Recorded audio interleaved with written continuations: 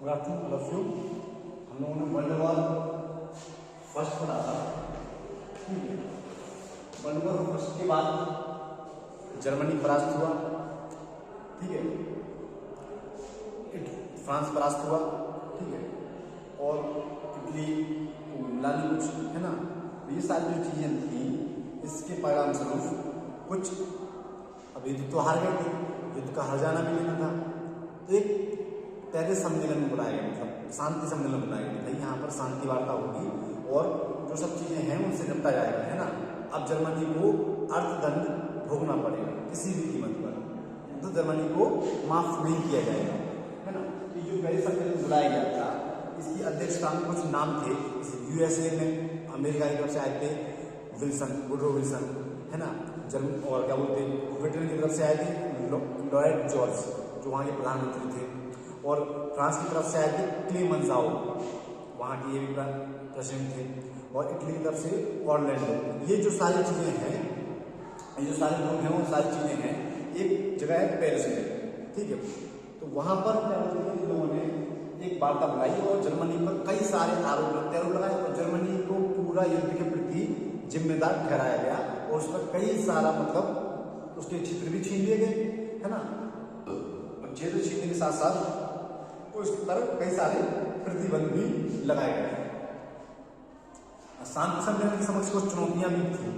वो चुनौतियां कैसी थी कि शांति सम्मेलन सबसे बड़ी चुनौती थी कि विजेता राष्ट्रों की हित, क्योंकि भाई जो जीता है कहते हैं जो जीता वही सिकंदर, है ना। तो वही चीज हो रही थी। तो भाई जो जीता है तो पहले तो वो हर जाने के रूप में अपनी जितना जो उसका लगा है पैसा वो वसूलना चाहेगा। दूसरा फिर वह ये भी चाहेगा कि ये अगला देश अब इतना ज्यादा मजबूत ना हो पाए कि हम पर दोबारा हमला कर दे। इसलिए जर्मनी की सेना कम कर दी जाती है, जर्मनी के क्षेत्र छीने जाते हैं, जर्मनी की सेना कम कर दी, और क्या बोलते हैं जो सैन्य सामग्री है वो भी कम कर दी जाती है ना। क्षेत्रों पर प्रतिबंध लगा दिया जाता है। ये सारी प्रकार में जर्मनी को मतलब कंट्रोल करने के लिए वो लोग रखते हैं, ठीक है। तो फ्रांस में के संदर्भ फ्रांस जर्मनी को आर्थिक और सैनिक रूप से कमजोर रखना चाहता था। एक प्रकार से प्रतिरोधात्मक जो प्रतिरोधात्मक कार्रवाई होती ना, मतलब गुस्से में की गई कार्रवाई वह की जा रही है। फ्रांस नहीं चाह रहा है कि ये जर्मनी अब के अगली बार उभर कर आए, तो भाई पड़ोसी है जर्मनी उसका, और जर्मनी उभर के आगे तो फ्रांस को सबसे पहले दिक्कत होगी, है ना। तो ये चीज समझ रहे हैं आप। दूसरा था कि ब्रिटेन जर्मन नौसैनिक क्षमता पर नियंत्रण के साथ साथ जर्मनी की बेहतर आर्थिक स्थिति का भी समर्थन, मतलब वो चाहते थे कि जर्मन नौसेना को कम किया जाए। ब्रिटिश नेवल पावर सबसे ज्यादा मजबूत थी, लेकिन जर्मनी ने जो नेवल पावर खड़ी कर दी थी उससे ब्रिटेन के लिए पैर हिलने लग गए थे कि भाई ऐसा नहीं हो कि कभी कभी हमारी सेना को क्या बोलते हैं परास्त कर दे, ठीक है। तो ये जो सारी चीजें हो रही थी उससे क्या बोलते हैं अपने अपने हित देख रहे हैं विदेशी देश, है ना। क्योंकि ब्रिटेन जर्मनी का सबसे बड़ा बाजार था। साथ ही ब्रिटेन राष्ट्रीयता के आधार पर सीमाओं का पुनर्गठन एवं शांति व्यवस्था के लिए अंतर्राज्यीय व्यवस्था का भी समर्थन था, है ना। मतलब ब्रिटेन ये भी कह रहा है कि भाई ठीक है नेवर आपके लिए क्या बोलते ब्रिटेन मतलब जर्मनी के समर्थन करना ठीक है, लेकिन इसको ज्यादा अपन आगे नहीं बढ़ने देंगे, है ना। इटली कुछ अपने पर्सनल हित हैं, जैसे कि 1915 की लंदन की संधि के आधार पर विभिन्न क्षेत्रों पर दावा किया गया था, ठीक है। एक लंदन की संधि हुई थी 1915 में, उसमें कई चीजों पर मतलब क्लेम किया गया था, है ना। और जर्मनी और अमेरिकी दबाव में गैर इटालियन क्षेत्र इटली को नहीं दिए गए। मतलब कुछ क्षेत्र ऐसे थे जो कि इटली को दिए जाने थे कंटिन्यूस रूप से, वो इटली को नहीं दिए गए। ठीक है आपके पास है इतना सारा, क्यों क्या करना है आपको। तो इटली इस बात से भी रोष करता है मैं अब मैं क्या होता है क्षेत्र लेके रहूंगा। तो इटली ने खुद अपने आप को अलग कर लिया। अमेरिका के संदर्भ में अगर देखें तो अमेरिका अंतर्राष्ट्रीय राजनीति में जो एक होती है कि हमें सबसे अलग रहना है। एक मैं आपको चीज बताता हूँ, थोड़ा सा ध्यान रखना है इस चीज पे कि अमेरिका आज इसलिए समृद्ध है कि अमेरिका की भूमि पर ना तो वर्ल्ड वॉर फर्स्ट ना वर्ल्ड वॉर 2 दोनों में से कोई महायुद्ध नहीं हुए, है ना। अगर एक भी महायुद्ध की त्रासदी से अमेरिका जूझा होता तो आज अमेरिका वर्ल्ड पावर के रूप में उभर कर सामने नहीं आ पाता। ये आप लोग को क्या समझना होगा। अमेरिका ने हमेशा हथियार सप्लाई करने का काम किया है। यूरोप में जब आर्थिक मंदी आती है ना उस समय अमेरिका ही लोन बांट रहा है सबको, है ना। 1914 से 1919 के जो प्रथम विश्व युद्ध है उसमें भी सब जगह हथियार सप्लाई कर रहा है, ठीक है। तो अमेरिका युद्ध नहीं कर रहा है, नहीं तो समर्थन कर रहा है अपनी तरफ से। जो पार्थक की नीति पर चल रहा था, अमेरिकी राष्ट्रपति ने जर्मनी में 1918 14 सूत्रीय सिद्धांतों के आधार बनाकर शांति सम्मेलन की बात की। 140 इसको विल्सन सिद्धांत कहते हैं।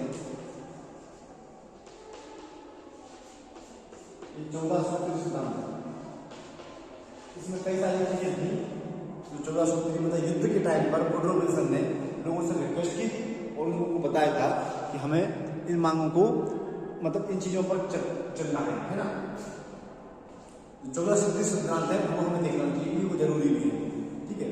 कि जैसे कि सबसे पहला तो उसने शांति व्यवस्था के लिए एक अंतर्राष्ट्रीय संघ की बात की थी, भाई शांति व्यवस्था बनानी है तो हमें इंटरनेशनल क्या बोलते हैं ऑर्गेनाइजेशन बनाना चाहिए। उस समय बना था राष्ट्रसंघ का निर्माण किया गया था, लेकिन वो असफल रहा, है ना। फिर उसने किया था कि गुप्त कूटनीति को समाप्त किया जाए, मतलब जो गुप्त रूप से जो डिप्लोमेसियां होती है ना आपस में कि अरे मैं तो नहीं करना, मैं ये कर दूंगा, तो ये चीज नहीं होनी चाहिए। उसने इस चीज का बिल्कुल नकार बोलती है कि जो संधि हो, समझौता हो, बड़े तौर पर हो, सबको पता होना चाहिए, है ना, क्योंकि इससे भ्रम की स्थिति बनी रहती है एक दूसरे के बीच में। तीसरा, राष्ट्र की सुरक्षा को ध्यान में रखते हुए निशस्त्रीकरण, मतलब निशस्त्रीकरण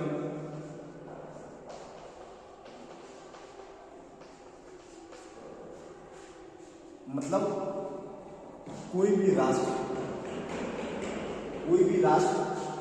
अब आर्म इत्यादि को प्रमोट नहीं करेगा। निशस्त्रीकरण ये सबसे बड़ा मजाक था अमेरिका का उस समय पर, वो आज भी, कि सबसे ज्यादा अमेरिका ही और रशिया दोनों देश मिलकर पूरे वर्ल्ड में सबसे ज्यादा हथियार का कारोबार करते हैं, सबसे ज्यादा हथियार सप्लाई करते हैं और सबसे ज्यादा क्या बोलते हैं उपद्रव करवाते हैं। और सऊदी कह रहे हैं कि निशस्त्रीकरण किया जाना, मतलब हथियारों की संख्या कम की जानी चाहिए, है ना। चौथा था उपनिवेशों को आत्मनिर्णय का अधिकार, मतलब जो उपनिवेश है जिन पर कब्जा हो रखा है वो आत्मनिर्णय का अधिकार होता है, वो किसके साथ रहना चाहते हैं, इसके साथ या उसके साथ, ठीक है। ये उनके ऊपर खुद के स्वयं के विवेक के ऊपर होना चाहिए।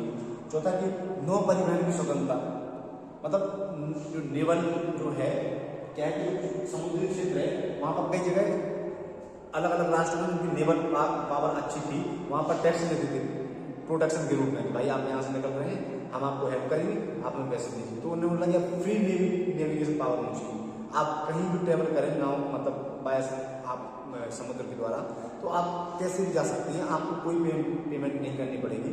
ये उन्होंने क्या बोलते सिद्धांत में रखा था, ठीक है। ये व्यापार की सामान्य परिस्थिति आर्थिक, तो उसने बोला कि जो व्यापार है, जो वर्ल्ड ट्रेड ऑर्गेनाइजेशन हमारा बना था, उन्होंने इस संदर्भ में कहा था कि भाई जो व्यापार के संदर्भ में कि अब फ्री ट्रेड होना चाहिए, कोई टैक्स वैक्स नहीं करना चाहिए, मतलब टैक्स होना चाहिए लेकिन इतनी बड़ी मात्रा में नहीं होना चाहिए कि दिक्कत हो। ये सारी जो चीजें हैं क्या बोलते हैं, वुडरो ने अपने 14 सूत्रीय सिद्धांतों में कहीं भी, और उसको मतलब कुछ उसको फॉलो किया गया और कुछ को नहीं किया गया, ठंडे वस्ते में डाल दिया गया, है ना। ये सारी जो चीजें थी, इससे क्या होता है इतना पता चल गया कि भाई अमेरिका अब एक नई राह पर चल गया है और अब अन्य देशों को अपनी सलाह देने लग गया है, ठीक है। ये जो पेरिस शांति सम्मेलन था, ठीक है, अब इसमें कई सारी संधियां होती हैं, समझौते होते हैं, जर्मनी में थोपा जाता है, तो ये आपके जो प्रश्न हुई है, ठीक है, ये मैंने आपको बताई, संधियां हो रही है, सम्मेलन हो रहे हैं, सिद्धांत हो रहे हैं, ठीक है। संधियां मैं बताऊंगा कि जर्मनी की संधि हो रही है, वर्साई संधि, ठीक है, सैनिक इसमें क्या व्यवधान है, जर्मनी को आपत्ति भी क्या हो रही है, ठीक है। पेरिस सम्मेलन में क्या क्या किया जा रहा है, ऑस्ट्रिया के साथ की गई संधि कैसी है, पेरिस की उपलब्धियां क्या रही हैं, ये सारी जो चीजें हैं, शांति सम्मेलन की सीमाएं क्या थी, उनके परिणाम क्या थे, ये आने वाले में आपको लेक्चर में आराम से बताऊंगा, है ना, ठीक है। तो ये आपके पास में लेक्चर था, आपको ठीक है। संधियां के संदर्भ में यही ज्ञान था कि हमने जर्मनी के ऊपर काफी प्रतिबंध ठोके गए, जर्मनी को पूरा कमजोर किया गया, फ्रांस को भी मतलब फ्रांस ने सबसे ज्यादा कमजोर दिखाई, इटली को कुछ नहीं मिला, ऑस्ट्रिया पर भी प्रतिबंध रखे गए। ये सारी जो चीजें थी संधियों के माध्यम से विजेता देश राष्ट्र द्वारा, मित्र राष्ट्र द्वारा धुरी राष्ट्रों के ऊपर थोपी गई। ये जो सारी थी पेरिस सम्मेलन में आपकी की जा रही थी, उसके परिणाम क्या निकलते हैं, जर्मनी फिर से खींच जाता है, कुछ समय तो शांत रहता है, फिर अपनी पावर को बल करता है और फिर से वाकआउट करने की तैयारी बनाता है, ठीक है। और फिर से हिटलर आता है, जर्मनी का फिर से उदय होता है, फिर से सेना तैयार होती है, और फिर से फ्रांस में मुसोलिनी आता है, इटली में सॉरी, और इटली और में नाजीवाद और फासीवाद की पावर आती है और फिर से क्या होती है, सेना इकट्ठी होती है और फिर से दूसरा वर्ल्ड वॉर होता है ना। ये सारी जो चीज़ें हैं घटनाक्रम है, इसको बढ़िया एंजॉय के साथ हम लोग पढ़ेंगे। ठीक है, तब तक के लिए थैंक यू।